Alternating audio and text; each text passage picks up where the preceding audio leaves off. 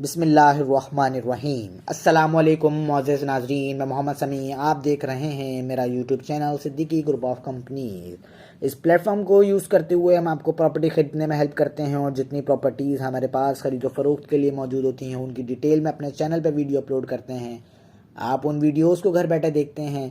अगर वो प्रॉपर्टीज़ आपको समझ आती हैं तो आप उन प्रॉपर्टीज़ में इन्वेस्ट भी कर सकते हैं और उन प्रॉपर्टीज़ को ख़रीद भी सकते हैं। बेसिकली हमारा यही मकसद है कि हम अपने तमाम देखने वाले नाज़रीन को ईच एंड एवरीथिंग बताएं ताकि वो जब भी इन्वेस्टमेंट करने का इरादा करें हर चीज़ उनके इल्म में हो और वो अच्छे तरीके से इन्वेस्टमेंट कर सकें और उनकी इन्वेस्टमेंट फ्यूचर के अंदर डबल हो सके। आज इस वीडियो का यही मकसद था कि आपको गुलिस्तान सरमद सेक्टर 2 के मैप को अच्छे तरीके से समझाने की कोशिश करूँगा और बताऊंगा कि मैप की क्या अहमियत है और मैप के अंदर जो लोकेशंस हैं उनकी क्या अहमियत है, एमिनिटीज़ की वजह से प्लॉट के प्राइसेस पे क्या इफेक्ट पड़ता है। आइए वीडियो को स्टार्ट करते हैं। गुलिस्तान सरमद सेक्टर 2 का मैप बहुत ही खूबसूरत तरीके से डिज़ाइन किया गया है और मैप आपको मेरी स्क्रीन के ऊपर नज़र भी आ रहा होगा।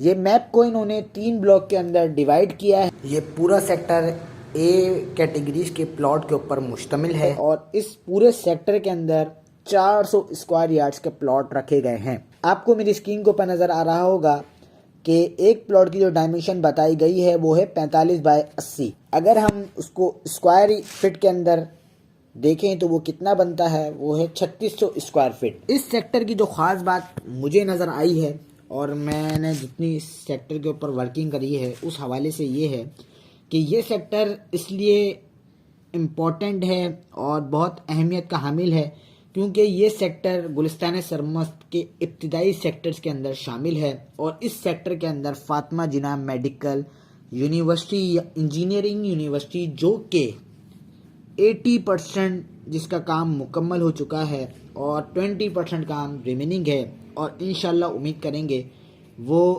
अनकरीब जिसका ओपनिंग होने जा रही है। यही वजह है कि गुलिस्तान सरमद सेक्टर 2 इस यूनिवर्सिटी की वजह से बहुत अहमियत का हामिल है और इधर जो प्लॉट्स के रेट्स हैं उसकी यही वजह है कि इधर यूनिवर्सिटी है। और दूसरी चीज़ अगर हम देखें एमिनिटीज़ के अंदर इस सेक्टर के अंदर क्या क्या रखा गया है तो एमिनिटीज़ में बस स्टैंड रखा गया है, फैमिली पार्क रखे गए हैं, प्राइमरी स्कूल्स रखे गए हैं, हाई स्कूल्स रखे गए हैं और एक जामा मस्जिद की सहूलत भी दी गई है। इस सेक्टर के अंदर अगर हम थोड़ा गौर से इस सेक्टर को देखें तो इस सेक्टर के अंदर जो एक मुझे अच्छी बात नज़र आई है वो ये है कि इस सेक्टर के अंदर भी इन्होंने कमर्शियल प्लॉट के लिए जगह मुख्तस करी हुई है। अगर कोई ऐसा बिल्डर हो या कोई कंस्ट्रक्शन के फील्ड से ताल्लुक़ रखता हो और उसका फ्यूचर के अंदर इरादा हो कि वो कमर्शियल बिल्डिंग्स बनाएगा या हाई राइज बिल्डिंग के ऊपर काम करने का किसी का इरादा हो तो ये अच्छा टाइम है। इस टाइम के ऊपर अभी मार्केट भी काफ़ी डाउन चल रही है तो आप कमर्शियल प्लॉट्स भी परचेज़ कर सकते हैं और फ्यूचर के अंदर ये कमर्शियल प्लॉट आपको बहुत अच्छा प्रॉफिट दे सकते हैं क्योंकि आप इन कमर्शियल प्लॉट को इस्तेमाल करते हुए शॉप्स बना सकते हैं, कमर्शियल रेंट्स के ऊपर दे सकते हैं। तो ये बहुत अच्छे ऑप्शंस हैं कमर्शियल प्लॉट्स वालों के लिए कि अगर वो कमर्शियल में इन्वेस्टमेंट करना चाहें तो ये इन्वेस्टमेंट भी उनके लिए कारगर साबित होगी। दूसरी चीज़ अब आपको मैं बताना चाहूँगा, इस वाले सेक्टर के अंदर आपको मेरी स्क्रीन के ऊपर नज़र आ रहा होगा कि 200 फीट का वाइड रोड मौजूद है और तकरीबन 80 फीट का वाइड रोड हमारे लेफ़्ट साइड के ऊपर आपको नज़र। अगर हम इस सेक्टर के लेफ़्ट साइड के ऊपर जाते हैं तो हम सेक्टर 3 के अंदर एंटर हो जाएंगे और अगर हम इस सेक्टर के बैक साइड की तरफ से जाते हैं यानी 200 फीट के अपोजिट रोड की तरफ जाते हैं अगर तो हम सेक्टर 1 में दाखिल हो जाएंगे। इस सेक्टर में अगर देखा जाए तो पहले ब्लॉक के अंदर इन्होंने 500 प्लॉट की कटिंग दी है और दूसरे ब्लॉक के अंदर देखा जाए तो इन्होंने 280 प्लॉट की कटिंग दी है और तीसरे ब्लॉक के अंदर इन्होंने 70 प्लॉट की कटिंग दी है। यानी देखा जाए तो ब्लॉक 3 के अंदर बहुत कम प्लॉट रखे हैं और ब्लॉक 2 के अंदर थोड़े ज़्यादा प्लॉट हैं और ब्लॉक 1 के अंदर बहुत ज़्यादा प्लॉट हैं। अगर आप इस मैप को गौर से देखें तो आपको अंदाज़ा होगा, अगर हम कमर्शियल के बैक साइड के ऊपर जाएंगे तो यानी प्लॉट की लोकेशन बहुत ही अच्छी है, क्योंकि अगर हम अपने घर से निकलेंगे तो हमें इजीली तमाम चीज़ें वॉकिंग डिस्टेंस पे मिल जाएंगी। दूसरी चीज़, अगर किसी का प्लॉट एमिनिटीज़ के सामने है या एमिनिटीज़ के अपोजिट है तो उसको भी बहुत अच्छे पैसे मिलने के चांसेस हैं सेक्टर के अंदर। लेकिन अभी तो हालात के पेश नज़र मार्केट काफ़ी डाउन चल रही है, लेकिन उम्मीद अच्छे की रखनी चाहिए, क्योंकि बुरे वक्त के बाद अच्छाई का वक्त स्टार्ट होता है। तो इंशाल्लाह ये गुलिस्तान सरमस्त आबादी के करीब है और इसके अंदर मैं समझता हूँ कि आपको जो करीबी सेक्टर्स हैं गुलिस्तान सरमस्त के 1 से लेकर 10 तक, उनमें तो आपको इन्वेस्टमेंट लाजमी करनी चाहिए, क्योंकि जब भी गुलिस्तान सरमस्त में आबादी स्टार्ट होगी तो वो पहले सेक्टर से स्टार्ट होगी और 10वें सेक्टर तक मैं समझता हूँ बहुत जल्दी आबादी होगी, क्योंकि ये सेक्टर आपस में कनेक्टेड हैं और करीब करीब सेक्टर्स हैं। तो इन सेक्टर्स की डिमांड काफ़ी ज़्यादा है और मैं समझता हूँ कि जब भी गुलिस्तान सरमस्त आबाद होगा तो आपको इस सेक्टर के अंदर, अगर आपका कोई प्लॉट होगा या आप इस सेक्टर के अंदर अपनी फ्यूचर के अंदर अगर आप अपनी रिहाइश करेंगे तो आपको कोई परेशानी नहीं होगी।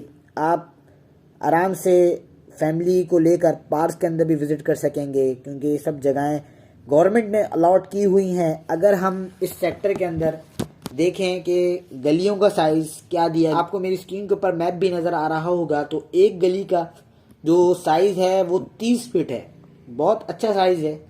आराम से 2 गाड़ियां हमारी गली के अंदर आ जाएंगी।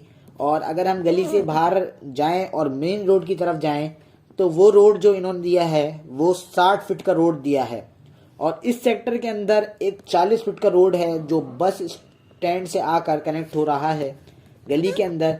तो ये बहुत अच्छा तरीके से इस सेक्टर को इन्होंने डिज़ाइन किया है। सेक्टर के अंदर तमाम चीज़ें वॉकिंग डिस्टेंस पर होंगी और तमाम चीज़ें अवेलेबल हैं जो इंसान को ज़िंदगी गुजारने के लिए चाहिए होती हैं।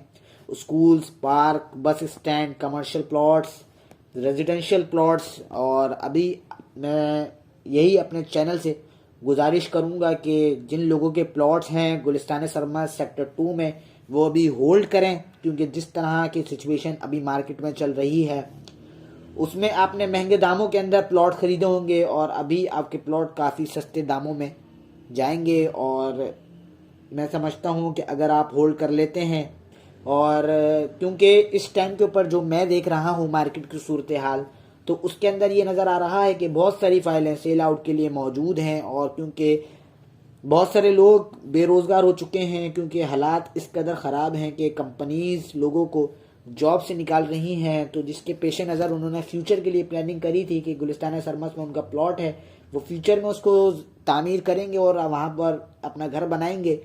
लेकिन हालात इस कदर ख़राब हुए कि उनको फ़ाइल बेचनी पड़ रही है।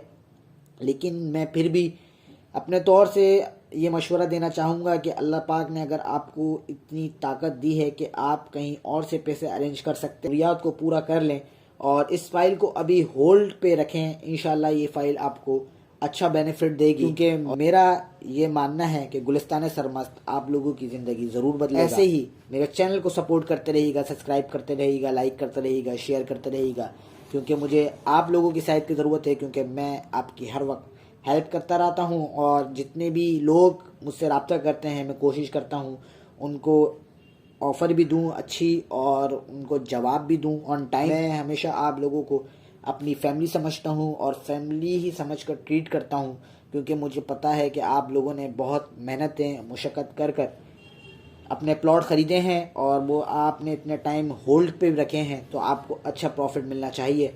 तो इंशाल्लाह अगर आप मुझसे रब्ता करेंगे तो मैं पूरी कोशिश कर मार्केट से अच्छे पैसे दिलवाने की आपको कोशिश करूँगा। मोहम्मद समी को इजाज़त दीजिएगा, अपनी ख़ास दुआ में रखिएगा। अल्लाह।